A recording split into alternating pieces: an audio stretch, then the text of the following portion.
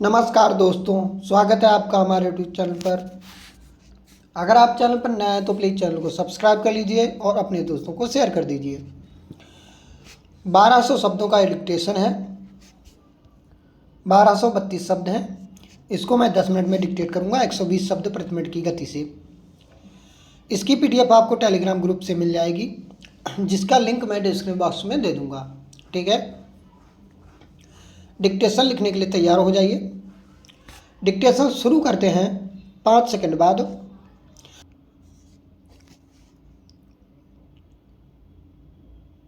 Start. उपाध्यक्ष महोदय, यह मेरा सौभाग्य है कि 21वीं सदी के इस 18वें बजट की चर्चा में मुझे भाग लेने का अवसर मिला है। मैं तहे दिल से आपका अभिनंदन करता हूं और आपको धन्यवाद देता हूं। महोदय, यह बजट इस देश के 125 करोड़ लोगों के सुनहरे भविष्य को साकार करने वाला है। यह बजट इस देश के गरीबों को सामाजिक और आर्थिक सुरक्षा देने वाला है। यह बजट इस देश के दीन दुखियों की चिंता को दूर करने वाला बजट है। यह बजट महिलाओं को सम्मान और शक्ति प्रदान करने वाला बजट है। साथ ही युवाओं को रोजगार और स्वरोजगार की दिशा देने वाला बजट है। किसानों को उनकी मेहनत का यथोचित सम्मान और मध्यम वर्गीय लोगों को स्वास्थ्य की चिंता से मुक्त करने वाला बजट है। मैं प्रधानमंत्री जी और वित्त मंत्री जी का बहुत बहुत स्वागत और अभिनंदन करता हूँ। श्रीमान, आज इस देश के करोड़ों देशवासी न सिर्फ अपने सुनहरे भविष्य का सपना खुली आंखों से देख रहे हैं, बल्कि इस सरकार के साथ कंधे से कंधा मिलाकर इस देश को आगे बढ़ाने का कार्य भी कर रहे हैं। मैंने देखा कि विपक्षी दल के सदस्यों में एक हाहाकार सा मच गया है। एक और पूरे देश की जनता इस बजट को लेकर जय जयकार कर रही है, वहीं दूसरी ओर विपक्षी दल के सदस्यों में हाहाकार मचा हुआ है। उन्हें चिंता इस बात की सता रही है कि 10 करोड़ परिवारों के लोगों के लिए 5-5 लाख रुपए के इलाज की व्यवस्था यह सरकार कैसे कर पाएगी। उन्हें यह बात समझ में नहीं आ रही है, जबकि इस देश की जनता ने वर्ष 2014 के चुनाव में ही समझ लिया था कि इस देश के लिए जनता में विपक्ष में उन लोगों को बैठाने का निर्णय वर्ष 2014 के चुनाव में देश की जनता ने किया था। महोदय, इसके साथ ही इन्हें यह भी भरोसा नहीं हो पा रहा है कि कैसे इस देश की सरकार किसानों की लागत मूल्य का 1.5 गुना किसान द्वारा उत्पन्न फसल के रूप में भुगतान करेगी। इन्हें भरोसा तब भी नहीं हुआ था। अब माननीय प्रधानमंत्री जी ने नोटबंदी और उसके बाद GST जैसे अनेक क्रांतिकारी निर्णय लिए थे। वास्तव में देखा जाए तो इस देश की जनता का भरोसा इस सरकार के साथ रहा है और लगातार राज्यों में हमारी पार्टी द्वारा चुनाव जीतने के परिणाम हों और अर्थव्यवस्था को तेजी से आगे बढ़ाने के परिणाम हो, उसका एक बहुत बड़ा प्रमाण है। हमारी नीतियां आपको समझ में ना आए, यह बात हमको समझ में आती है। हमारी नीतियों को आप ना समझें और भरोसा ना करें, यह बात भी हमको समझ में आती है। आप हमारी नीतियों की आलोचना करें। लोकतंत्र में आपको यह अधिकार दिया है और उसी लोक राज्य में हमारी सरकार को यह अधिकार दिया है कि हम आपके सुझावों का सम्मान करें।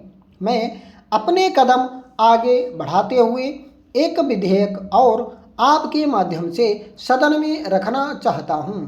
इस देश के लाखों करोड़ों गरीब परिवार के लोग जो ठेलों पर चाय बेचते हैं या कोई अन्य छोटा व्यापार करते हैं, और अपने परिवार का पालन पोषण कर रहे हैं।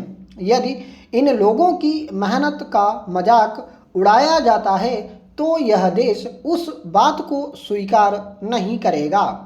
आशा है आप वर्ष 2014 के चुनाव को भूले नहीं हैं। इस चुनाव में देश की जनता ने आपको 44 सीटों पर लाकर बैठा दिया और वर्ष 2019 के चुनाव में हमें भरोसा है कि आपको देश की जनता 5 सीटों पर लाकर न बैठा दे। अगर ऐसा होता है तो इस देश को आश्चर्य नहीं होगा। इस विचार पर मंथन करते हुए हमारे प्रधानमंत्री जी और वित्त मंत्री जी ने शुरुआत से ही बजट में ऐसी नीतियां बनाई जिन नीतियों ने युवाओं और उन गरीब परिवार के लोगों की मेहनत को समझा और योजनाओं के माध्यम से परिस्थितियों का निर्माण किया जिनसे भविष्य में उनकी आर्थिक स्थिति बेहतर हो सकती है। ऐसे लोग नौकरी की तलाश में खड़े व्यक्ति नहीं हैं बल्कि नौकरी देने वाले व्यक्ति बन गए हैं। महोदय, जब हम सरकार की योजनाओं को सिर्फ सरकारी योजना न समझकर जन आंदोलन के रूप में लोगों के बीच जाते हैं तो उसका कितना सुखद परिणाम होता है, यह मैं इस सदन के माननीय सदस्यों को बताना चाहता हूँ। स्वच्छ भारत मिशन, जिसकी शुरुआत माननीय प्रधानमंत्री जी ने नारी सम्मान के महत्वपूर्ण विषय को लेकर की। उज्ज्वला योजना, जिसमें ग्रामीण क्षेत्रों में रहने वाली महिलाओं को लाभ दिया गया। जिन महिलाओं को दिन भर कम से कम 6 घंटे जंगल से लकड़ी बीनने में लगते थे, आज उन महिलाओं की मेहनत में कमी आई है। आज कम समय में गैस सिलेंडर के माध्यम से परिवार का खाना बना लेती हैं। अध्यक्ष महोदय, माननीय वित्त मंत्री जी ने इस वर्ष का जो सामान्य बजट सदन में प्रस्तुत किया है उसको देखने से ही पता चल जाता है कि यह बजट एक कुशल अर्थशास्त्री द्वारा बनाया गया है। इस बजट को तैयार करने में ही प्रधानमंत्री जी की दूरदर्शिता का भी समावेश किया गया है। यह एक ऐसा बजट है जो आम आदमी का बजट है। मध्यम और निम्न वर्गीय समाज को भी राहत देने वाला बजट है। श्रीमान, बजट की पूर्व संध्या पर देश के सभी लोगों को आशंका थी और सब लोग अनुमान लगा रहे थे कि इस बार भी मुद्रास्फीति से पीड़ित जनता पर एक और कुठाराघात किया जाएगा। हमारी सरकार को सत्ता में आए अभी 2 वर्ष ही हुए हैं और वित्त मंत्री जी द्वारा जो बजट प्रस्तुत किया गया है वह जनता की आशाओं के अनुरूप है। इतना ही नहीं, विपक्ष द्वारा बजट का विरोध केवल विरोध करने के लिए ही रह गया है। वास्तव में देखा जाए तो उनके पास विरोध करने के लिए कुछ भी नहीं है। विपक्ष इस बात से भली भांति परिचित है। जब उनकी सरकार देश में थी तो मुद्रास्फीति की दर बहुत अधिक थी। मैं इस बात को मानता हूं कि मुद्रास्फीति बढ़ने में अंतर्राष्ट्रीय कारण भी होते हैं, लेकिन इन सब के पीछे सबसे बड़ा कारण पिछली सरकार के पास विकासशील नीतियों की कमी थी।